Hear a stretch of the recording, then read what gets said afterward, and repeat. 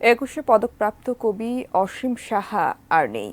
আজ দুপুর 1:45টায় রাজধানীর বঙ্গবন্ধু শেখ মুজিব মেডিকেল বিশ্ববিদ্যালয়ে হৃদরোগে আক্রান্ত হয়ে শেষ নিঃশ্বাস ত্যাগ করেন তিনি।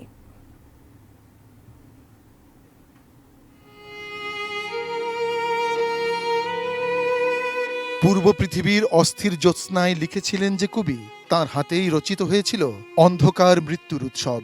সেই মৃত্যুই এলো তার কাছে ৭৫ বছরের পরিণত বয়সে।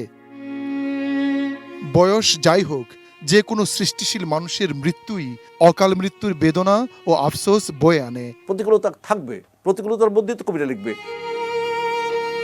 কবি অসীম সাহা ১৯৪৯ সালের ২০ ফেব্রুয়ারি নেত্রকোনায় মাতুলালয়ে জন্মগ্রহণ করেন। তার পৈতৃক নিবাস মানিকগঞ্জে হলেও পিতার কর্মসূত্রে বসবাস ছিল মাদারীপুরেই। কলেজ পর্যন্ত সেখানে পড়ে গণ অভ্যুত্থানের বছর ঢাকা বিশ্ববিদ্যালয়ে বাংলা বিভাগে ভর্তি হন।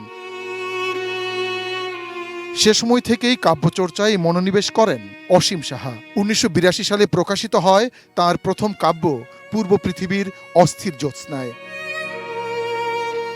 সাহিত্যে অবদানের জন্য কবি অসীম সাহা ২০১২ সালে বাংলা একাডেমি পুরস্কার লাভ করেন। পরে ২০১৯ সালে পান দেশের দ্বিতীয় সর্বোচ্চ বেসামরিক সম্মাননা ২১শে পদক। কর্মজীবনে ছিলেন জাতীয় গ্রন্থকেন্দ্রের পরিচালক।